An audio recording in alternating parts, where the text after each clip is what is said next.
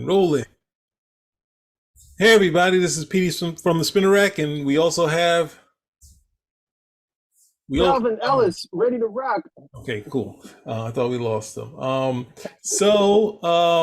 Today we're gonna do a sidebar because I argue with some people I know, and they talk about it all the time. How this is the new mecca for TV at Disney Plus. They're doing it right, but there a period before that, someone else was doing it right, and they were loosely connected to Marvel, and that was Netflix, the Netflix Marvel series. We had 3 seasons of Daredevil. We had 2 seasons of Jessica Jones, 1 season of Power of Luke Cage, 1 season, no, 2 seasons of Iron Fist, and 1 season of Defenders. And we're gonna compare that to. Let me see if I can do this. WandaVision, the Falcon and the Winter Soldier, Hawkeye. I know I missed something after that. Obviously, Miss Marvel, and what's the name? We have the She-Hulk. What was there? Any other Marvel ones I missed? I knew there was one of them I had to have missed. Probably, but you got most of the junk. I mean shows.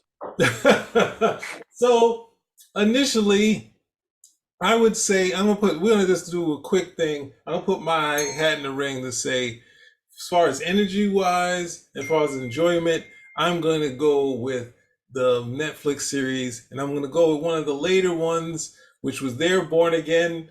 The Disney Plus is doing theirs, but I'm going to the Daredevil episode where Daredevil fights Bullseye in the Daredevil costume. Now, this moment actually happened in the comics, but it was such a quick moment where someone else, the Kingpin, sent someone out in the Daredevil costume, and before he got to do too much damage, Matt Murdock took him apart. They took that moment and translated it, up translated it to have Bullseye in the outfit, and Daredevil, like in the comic books when they fought, not in Born Again, of course. When they fight, Daredevil has an edge, but Bullseye has an edge as far as his Bullseye abilities. In the movie, they had him ricocheting against everything, and we saw this at Comic-Con, and I haven't been wowed like that ever since. There's been some moments in the Punisher, but that's my key moment. And that's what I'm asking for from the Disney Plus guys. So right now, my vote is for the Netflix things, just because of Daredevil season 3, 2, and 3, more 2, a little bit of 1, and some of 3, because obviously those cool fight scenes. And I also go Punisher. That was kind of cool. So what about you? You can throw your hat in the ring, or who are you gonna say? Just your initial thoughts, and then we'll get into some more in-depth stuff. Oh, which is better? The Or Netflix what you had series? just as an initial draw to say out of the comparison, the feel, whatever you want to say about it. Oh, okay. Well, Netflix is better easily. Netflix is better easily because regardless of how you want to size them up, Netflix had Daredevil. And Disney doesn't have anything like Daredevil. Disney doesn't have anything where you had the films, and the films definitely had their own temperature, their own tenor. That was fine. And then when you got to Daredevil, that was something totally different in terms of look, in terms of feel, in terms of tone, and it worked.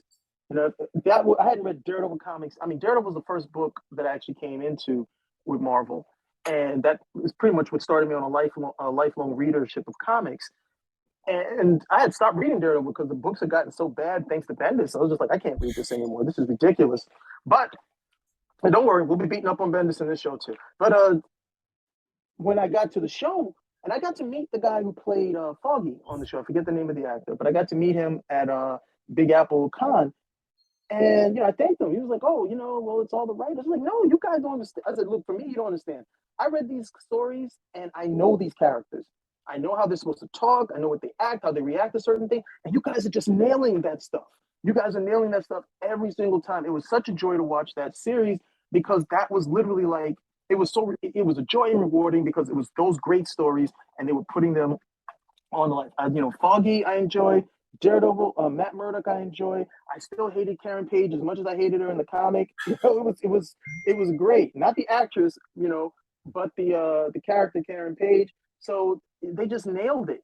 But no series, okay, no series on Disney has had that same effect.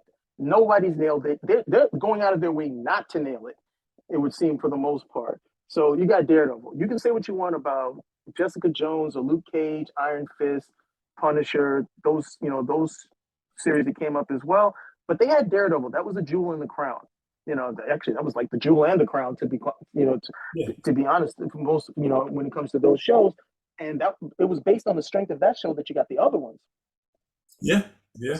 This right over here, the Marvel Universe stuff over here, this is strictly because of the movies. And they're going for a set demographic, and they're hitting that demographic. I can't say that they're not, but if you're somebody who's read the stories and enjoyed them, this is, Moon Knight was on its face a totally different character. And that's fine. You don't have to read any of the stories to come into it and enjoy it. And some guys did, but everyone I found who enjoyed it had never read a single issue of Moon Knight. They knew the character, but they had never read Moon Knight. They didn't know any of his stories, didn't know his origin. And so they enjoyed it from a point of total ignorance to what this character could actually be. And I never thought that was good, because if you draw people in on what the character is, it actually leads them back to the stories, which happened a lot with the Daredevil series. Well, to me, and yeah, I only sentiment, I totally agree. And I would say you brought up the show I didn't mention, which was Moon Knight. There was also What If, which was animated. Oh no, Loki. I mean, Loki is the one that was standout for everybody.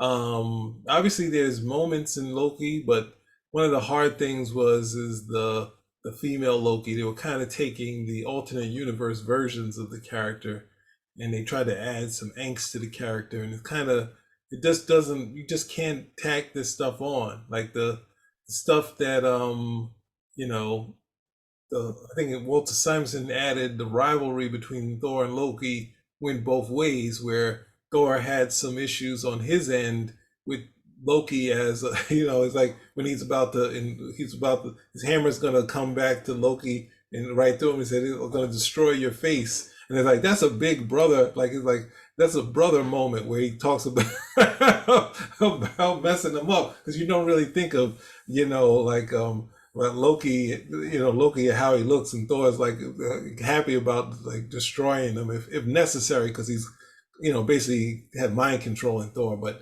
I think that was a standout for a lot of people who've been Loki, where it's just been like that was big. People kind of liked, people liked WandaVision because it was kind of spoofing TV, but I think it was kind of hard in my mind to actually spoof it without doing something very well. Like it didn't spoof things well. It just kind of did what you called it, like kind of doing like mediocre kind of television. So it's They kind didn't of care.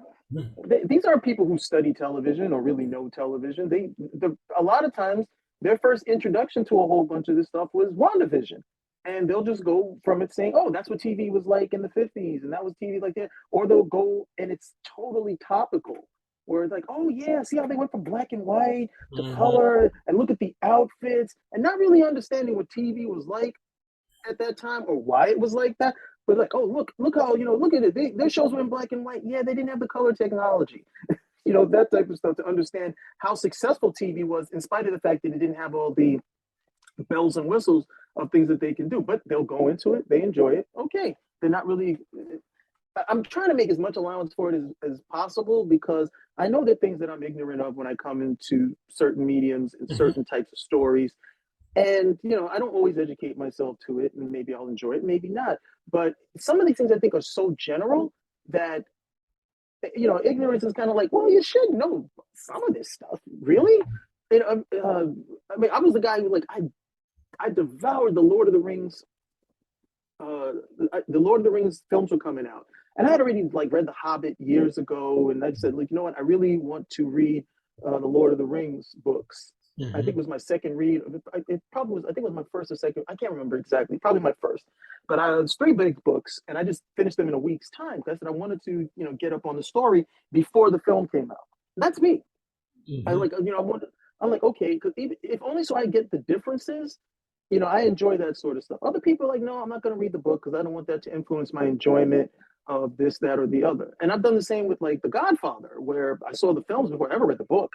And when I read The Godfather, I was like, well, I really like enjoy the film more, because it took out all the stuff in the book that I didn't really necessarily need to pay too much attention for. But the book is still an enjoyable read.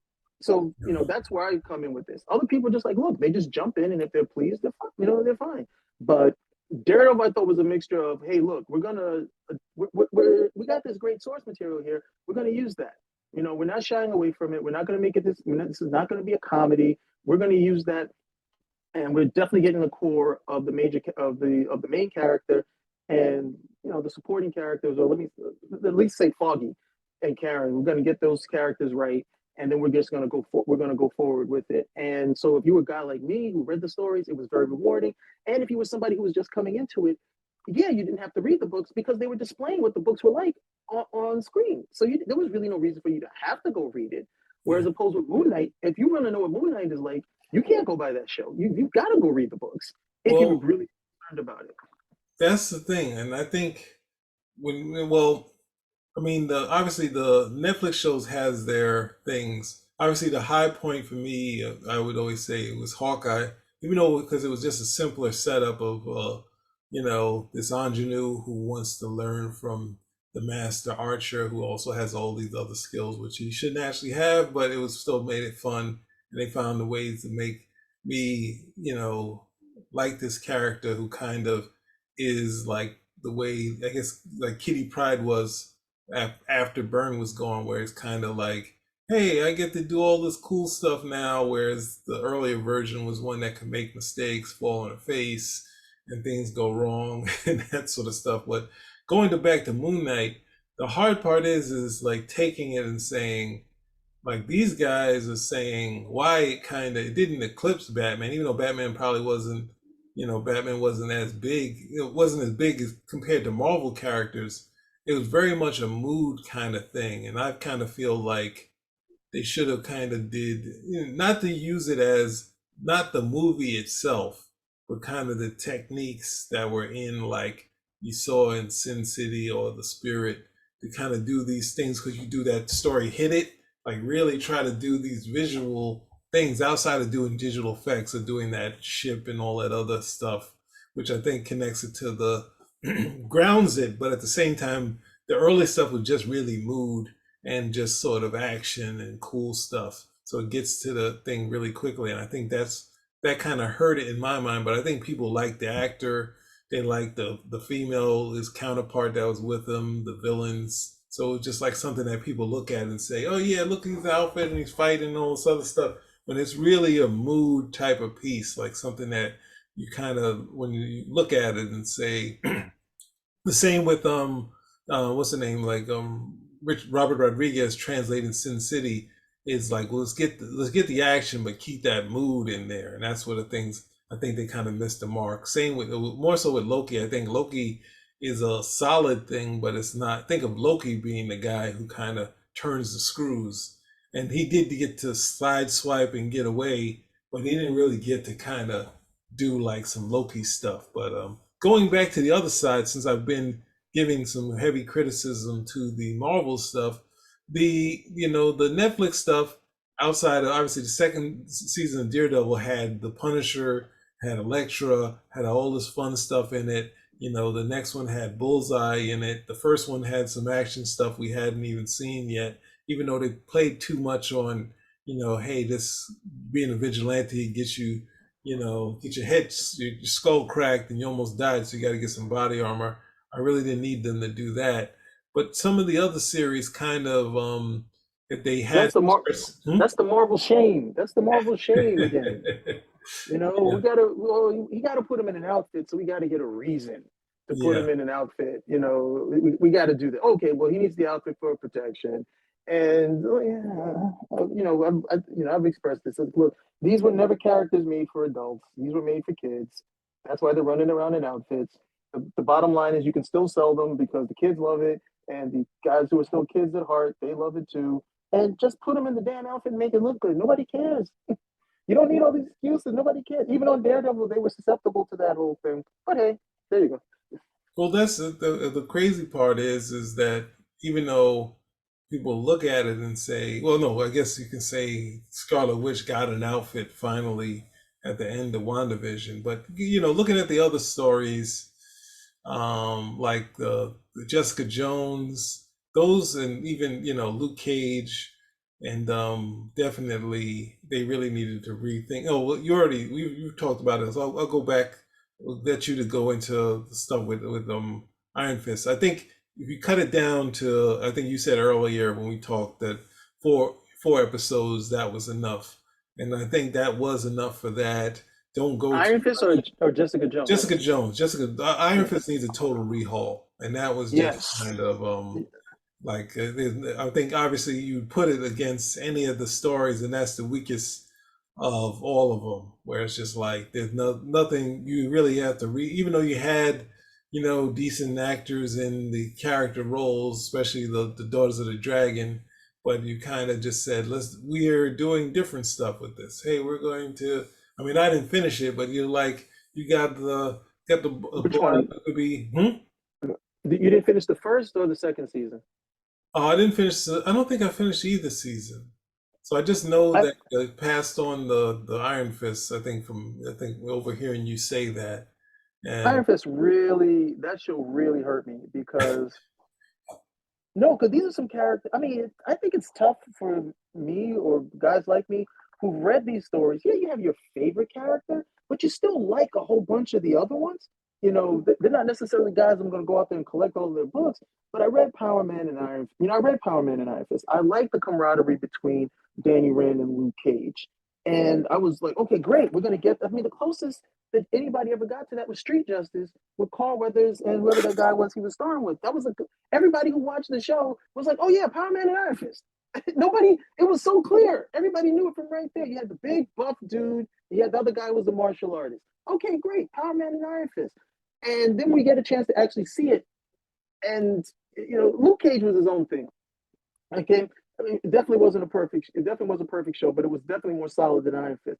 Iron Fist didn't have the budget. Iron Fist, the guy didn't get training. They were just putting him out there at the Mhm. end of the day, and it was so he would make like two steps, take a step backwards, or one step and two steps backwards.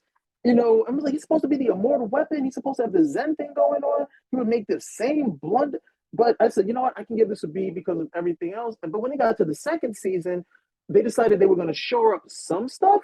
And then at the end of it, when they decided, Danny's like, yeah, I don't want to be Iron Fist. I'm going to give it to, what is it? I'm going to give it to one of the Daughters of the Dragon. I'm going to forget her name, but Colleen Wing Wing, Ass. right? Yeah, Colleen Wing.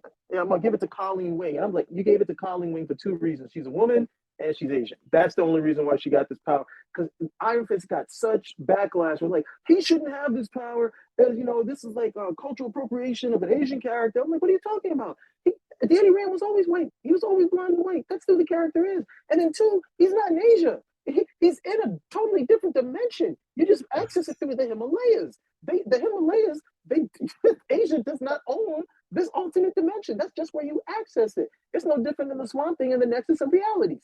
So, that really hurt me because I really enjoyed the character, and I was looking forward to seeing him do well, and then interact with do some Power Man and Iron Fist stuff. And then when they did get them together, I mean, there was some glimpses of what might have been cool, but for the most part, they just they weren't doing it. So that was definitely the lowest point within the series. Well, yeah, I would like to say Jessica Jones, but they paid more attention.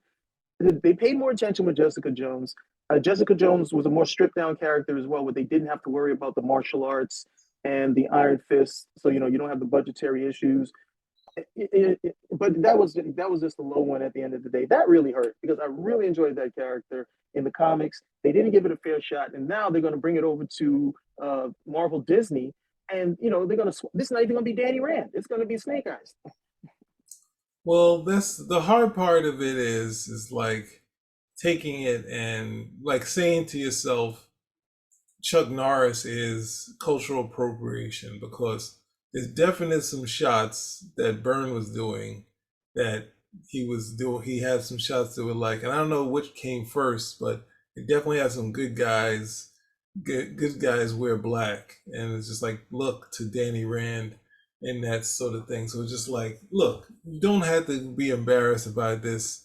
And there's other, as we already said, when they were doing Iron Fist, they could easily have done Shang-Chi early on if they were, afraid or embarrassed about that sort of thing. But they're embarrassed about his father in the other story. So it's just kind of like But I don't. I think the thing of it is, you had Sin City, you had what's the name? Like I think Atlantis, where they took all of Mike Mignola's work and they kind of plastered it all around to get the feel of to do that style of animation. And I think they're not looking at it and saying, let's take the comic book and let's kind of put it to see, because they were really trying to do, like the kung fu flicks or the Chuck Norris thing, because there's so many things, especially the early series. Because like you have to imagine, I mean, it fell from favor, but when the X-Men in the '80s were hot as a back issue, Iron Fist was blazing hot in the '80s as back issues, and not just ones inked by Dan Green, like the first one that's inked by, was it for Frank Chiamoto, something like, like a person that's totally not connected, doesn't ink Burns' work anywhere close to any of the classic stuff. And issue one was like a hot book, which I had at one point. It's just like there's so many things where it's just like that book was just that first 15 issues, and Power Man and Iron Fist was going on at this point, but those back issues were a big deal, and the burn ones that he did where he meets Power Man were a big deal to the kids. They were like costly to buy. Like it was just like they were up there. I get either Fantastic Four, old Fantastic Four, or try to collect another burn issue of this series. So, but it was really a hot book, and really try to condense whatever these two guys in their earliest stages of working together, and Byrne really trying to figure it out, but having all this energy and having this dialogue where it's like in a third person, you are Iron Fist and you and this, and you become a thing unto iron, and then like having that in there and trying to do something, which is basically, even though it's the third person, it could be a noir type of like thing, but having this be an action, like a Steranko type of thing, where it's just like action, or like a karate movie, or like the Chuck Norris film, was basically him just kicking ass mostly through the movie. Like that's what you want to get to, and just have him going in there, because he didn't, he's from this alternate thing, but his character is not about that. He goes to a board meeting, he's not interested in board meeting. The Asian gang comes out there with the costumes, they ready to fight. He's ready to fight without the costume. He's just ready to do his thing. It's just about action.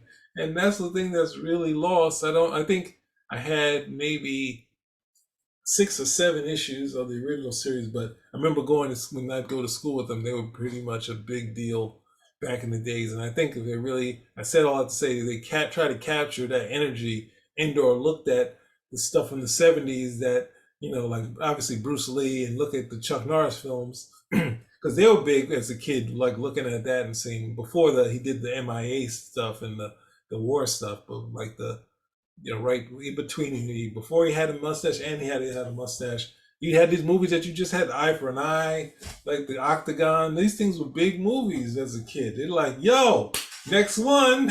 And the thing of it is, if Bruce Lee was alive, we'd be doing the same thing. New Bruce. It wouldn't be like, oh no, it'd be like, yo, we saw them fight. And it's always the handoff. It was always the handoff with the martial artists, where it's like, yeah, you're gonna get your ass kicked in this movie, and then you're gonna get your own franchise. Hey, Cynthia Rothrock is coming in there. She's gonna kick me around. I'm gonna push her behind the door, and the next she's gonna have a whole franchise of her movies. It's just like, so like sit around there saying, we know our big numbers in China's they're gonna kill us, so we got to worry about the cultural, like, yo, and then you hear the stuff coming out of there, like, yo, why are you kowtowing to this area? Like, why are you doing this? I know it's for the money, but it's not, you're not helping the situation. But I think ultimately, obviously, production values, the talent involved in all the Marvel, the Disney Plus stuff,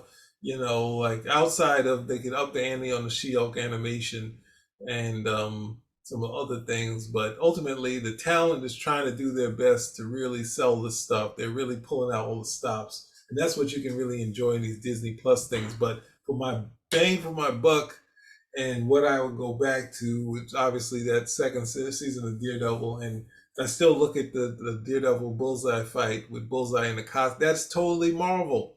Like, that's totally a nutty Marvel thing where you have Matt Murdock and you got his lead villain walking around in your costume. He's like, you're turning me into a killer. I gotta stop you.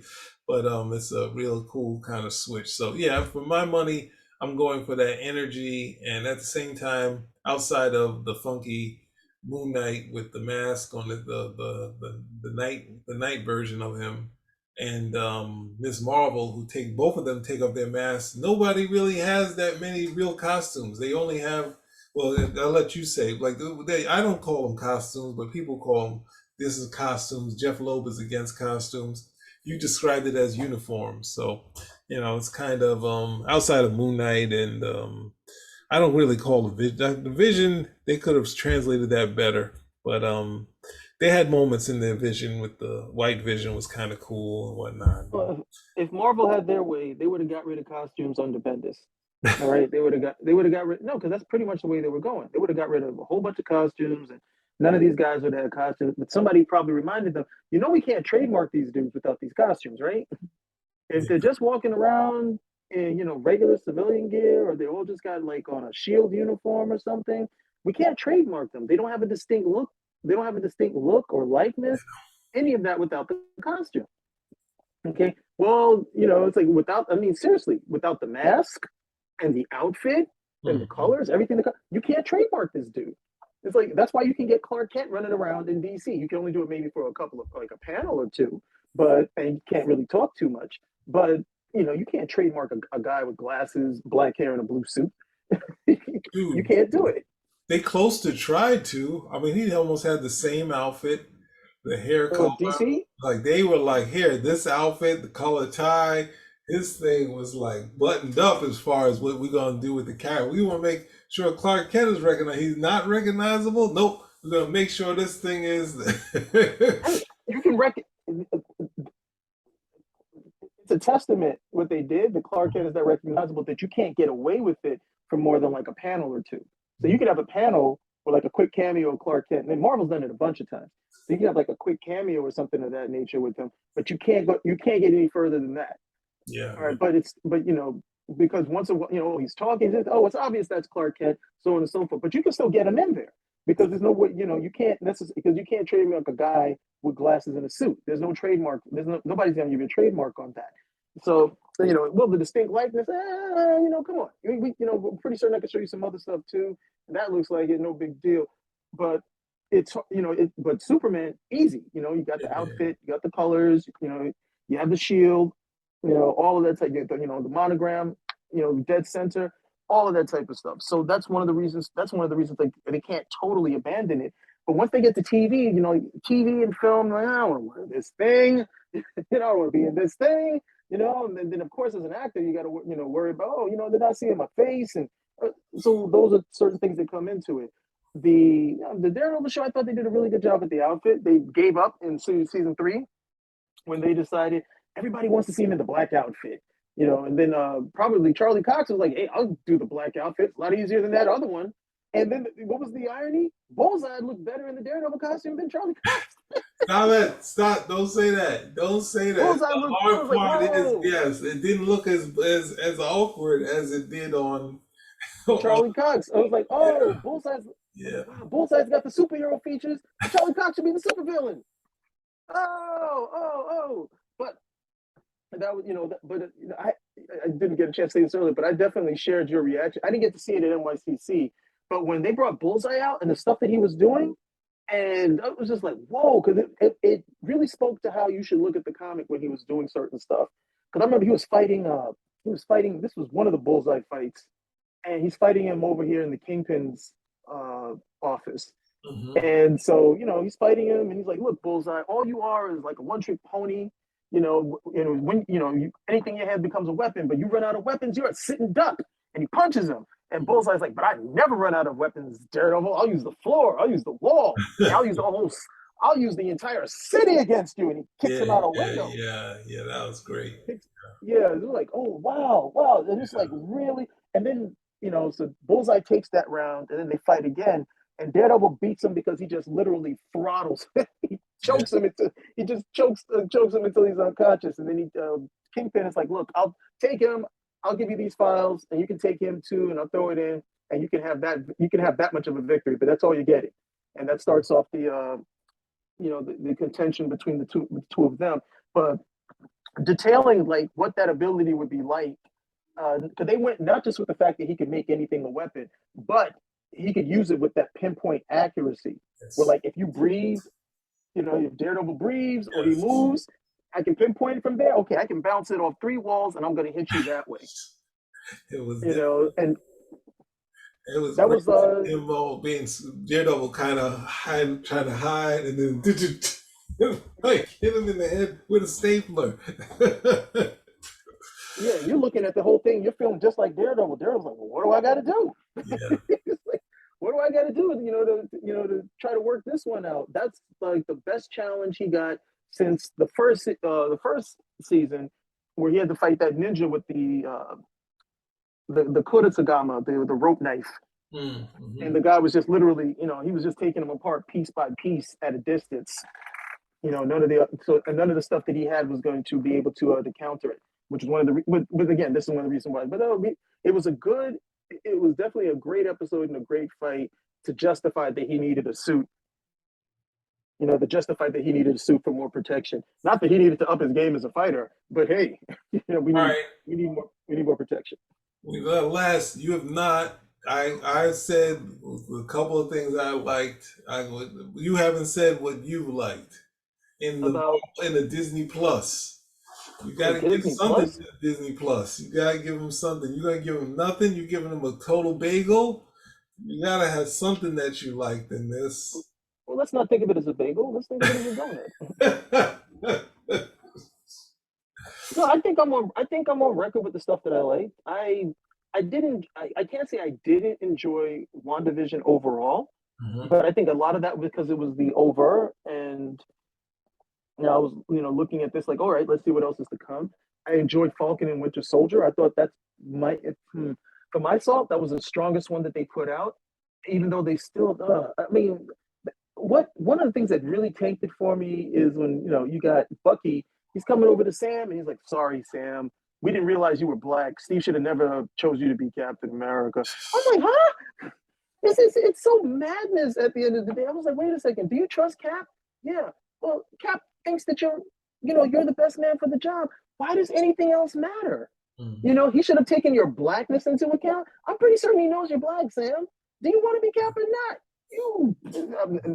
What I was about to say, I can't say on camera, but I can't say while we're recording, unfortunately. But I Uh, looked at stuff like that, and I was just like, this is madness. At the end of the day, Steve Rogers is the moral paragon of the Marvel universe and of those series.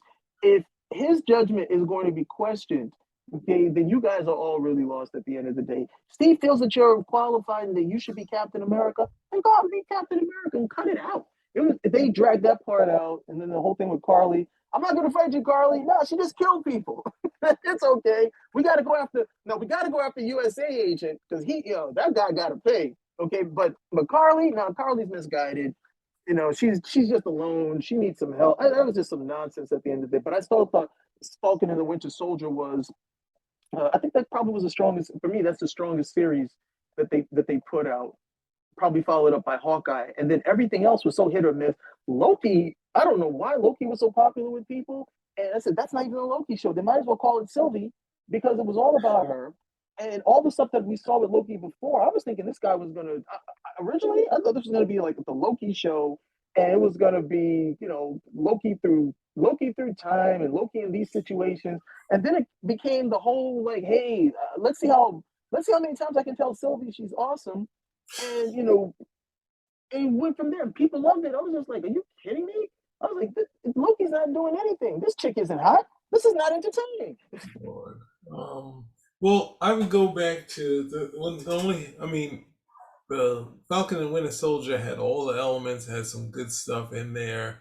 The hard part was the John Walker character because he represented something not. I mean, they tried to do, I guess, like a guy who was kind of altruistic type of deal. Whereas the comic one, which is the one I like, was just some meatball that wanted to take the power, was a power broker, whatever it was, that was giving out power to everybody. He was giving it to the that wrestling league, and he gave it to John Walker, and he comes to Cap, and Cap is like, "Oh, I barely made it out of this fight," and he's like, "Oh, you had it, has been, you had it," and the next thing you know, becomes Captain America, and it's harder, and he's much more vicious. But even though he's winning and he's killing, he's coming out this thing scathed. He's coming out there with his psyche going worse, and loses his parents. There's this arc that's going is going very heavy for him, and he's almost becoming the evil Captain America. So much so when he runs into Steve Rogers as Red Skull plans, he's just out for blood. And then Cap has his with his skill, squeaks out this victory, which you feel for him, and he's like, "Yes, I did it.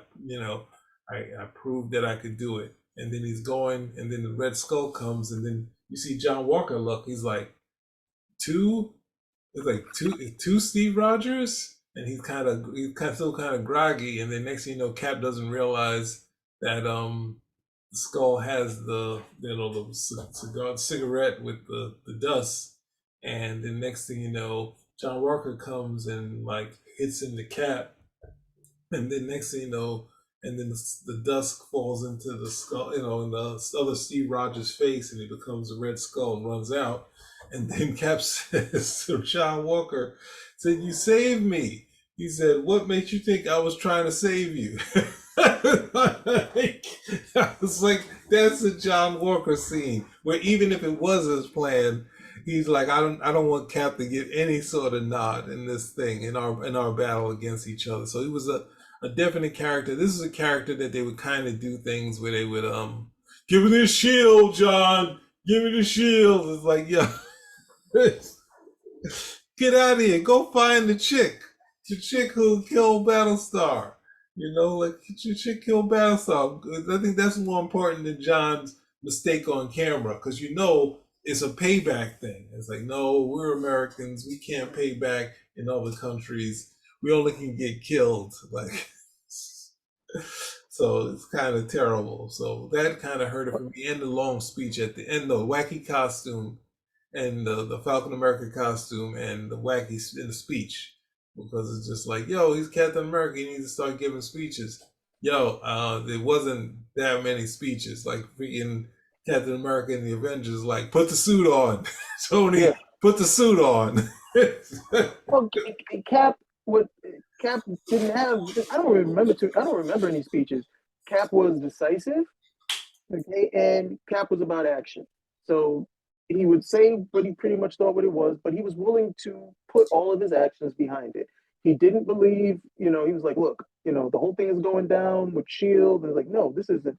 He's like, this isn't freedom. This is fear. You're not doing anything to protect. And then when they try to come after him, he beats everybody down. He escapes. He's willing to go on the run. He's willing to go on the lam, everything of that nature, because he knows this is wrong. Same thing in Civil War. Okay, they set him up perfectly, because if not, we have these people like, oh, Cap is this jingoistic, nationalist, fascist at the end of the day. But because he's contending with the government, or he's contending with an official entity of the government, then okay, now we can like Cap, because Cap is on our side because he's against the government. They slipped that one in. They slipped that one in at the end of the day. I was like, oh, okay, we like Cap. Why? We don't like Cap. We only like Cap if he's fighting against the government, because we know the government's bad. But Captain America is really fighting for us, so that makes him, that makes him okay. I was like, no, he still got that. He still stars and stripes at the end of the day. He's not taking that suit off. But I thought, but Cap was incredibly. Cap was just very effective. I remember Infinity War. It's Scarlet Witch and Vision. And Vision is supposed to be a very powerful character, but it's the Scarlet Witch and the Vision, and they're contending, with the Order, from Thanos, the Black Order from Thanos, and they pretty much getting smacked around. And then that scene where the train passes by and Cap shows up, and the whole audience starts cheering. And like Vision is like, oh, thank God, Captain America. And I'm like, this is great, but you're a lot more powerful than Captain America.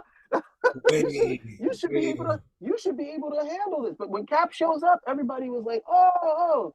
And then the scene where they're running, okay, they're in Wakanda, and they got all those things on the outside, and they're like, okay, we got to open up a section of the gate, and what gets the audience on their feet? Cap and Black Panther running at top speed, the two who get into the fray the first at the end of the day. So Cap is just like, okay, when Cap shows up, Cap is going to handle his business. He's going to take care of things more so than any other speech. That's what Cap was about. So if they forget that, like if Falcon shows up and he's like, "Well, I'm going to try to win you over with words," like, no, go watch those movies again.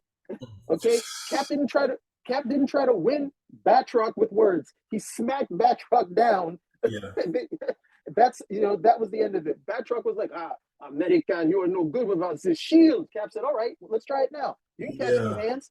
You can catch these hands, Batroc. Oh, you know what? You don't like these hands? You can catch these feet. Bah! He was good. Okay, that's exactly what we're supposed to get from it at the end of the day. But going back with the original premise, Netflix, because Netflix had Daredevil. That, for me, that was as close to executing what was in the comics that I have seen, from Marvel in terms of television. It was great. They had 3 solid seasons. I thought the last season they went off the rails with some of that, secret identity stuff. But they don't really want these guys to wear masks anyway. So any excuse they can do, like, oh, we got an inner circle. They're, anybody who's got to regularly interact with, they're going to know, but the rest of the world is not going to know. Like, why would the rest of the world not know? All ththese guys are one abduction away, or Karen Page, one fix away from selling them out. So, come on. It doesn't, the approach has always been wrong. Don't think of them as having a secret identity and they're keeping a secret from their friends or something. This is like witness protection. It's like being in the witness protection program and you've been relocated someplace. And as much as you may like this guy, you may be really good friends with him, this guy is looking for you. Okay, he's looking for you. He may even think it's you at the end of the day, or he's just there and you guys just happen to become good friends. And the second you let him in on it, he's like, oh, good, I got you. Now I can get back to the boss, and the boss is going to take out your whole family and torture you slowly to death. That's the approach that you're always supposed to take with these secret identities. Okay, but they don't get it. And the one reason they don't get it is because they don't want to do it. They never want to show the outcome of what happens when this secret identity is revealed. They don't mind showing that against the hero, but they don't want to show that the whole idea was that, look, I need to keep this secret to protect, friends, to protect family, protect the people that I care about. I thought with Superman, I thought they did a really good job. Where this people was, what happened? Manchester Black revealed that he was Clark Kent, and Superman had to round up everyone he knew, not just Lois, Jimmy, Perry. He had to get everyone because they were coming after everyone. They were coming after his mailman. They were coming after the person he buys cookies from. He had to put them all like on a safe house in an island to deal with the whole thing. But I thought, okay, great, this is a good story, so this should solve this. We don't have to do this anymore as to why it is. And then we get Bendis come over here like, no, Superman should just be able to walk free amongst the people. Why? Because Clark Kent doesn't really mean anything. I'm like, all right, we'll see. And then what happens? He's off the book, and that whole storyline just goes to pot. But like I said, there would be some. We would bring Bendis up during this episode. But hands down, Netflix. Disney still has a ways to go. Yeah, the thing of it is, and the thing that people forget is that they were trying to stay with kind of the ground level characters. Like it would be someone, none that would be flying characters, anything like that. So it was kind of an angle, whereas I don't know. I guess it's like the Disney Plus has been kind of outside of no, Loki did set up stuff they want to do later, but it's kind of just some of the stuff they said they were going to do, which is they did Shanghai in the movie, so it's like stuff they talked about first was of course the Avengers and Black Panther and Shang-Chi, so those are on TV. But it's just been kind of whatever they feel is working, what they want to do, and then at the same time, let's tie it into something. I mean, you said it before, like, hey, here we have WandaVision, and we're going to set this up for her at this, to do the multiverse. Well, we thought it was going to be, it's going to be the Wanda and Doctor Strange team up, and like, no, Wanda's the bad guy. Oh, okay, we never hinted on that. That I actually liked. I was like, yeah, okay, cool, that's fine. And, because she had that whole series where she went over there and took over the whole town. But the Nothing was whole ever point said of the about end of her end is being like, all right, I fucked up, and then next thing it's like, nope, I'm going after these kids some more. Yay! I'm just yeah. like we didn't have any other ideas. We just wanted to do something, and she'll be the That was the idea. That was the idea they had. That's what they wanted to do in the movie. terrible. And they said, okay, let's do this. We can get Wanda in here with the magic. And they're like, well, Wanda's not really a magician, is she?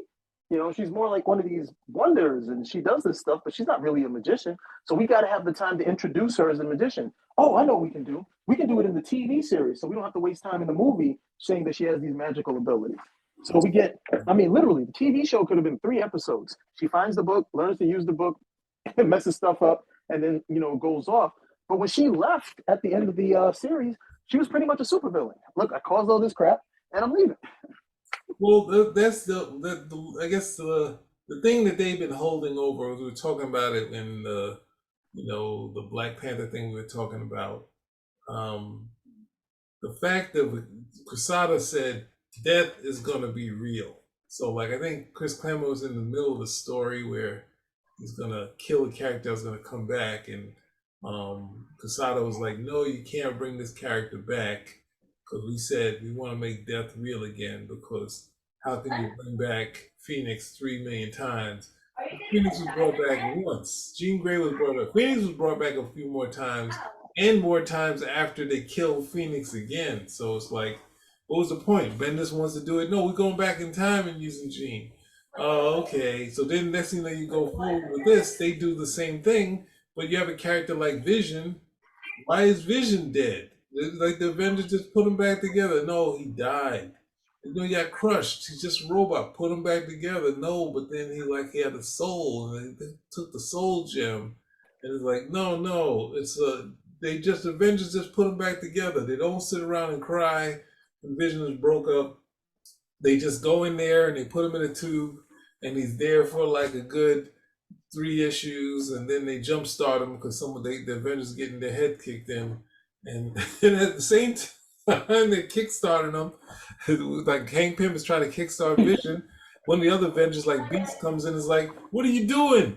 Like, we need to go out there and fight." It's like, I'm doing the best I can here. We need Vision's power more than anyone else, and then they get him back. But it's like that's the one thing that's kind of wacky that he had to stay dead. So I don't know. Yeah, I agree about the thing, and ultimately, They don't know what to do with him.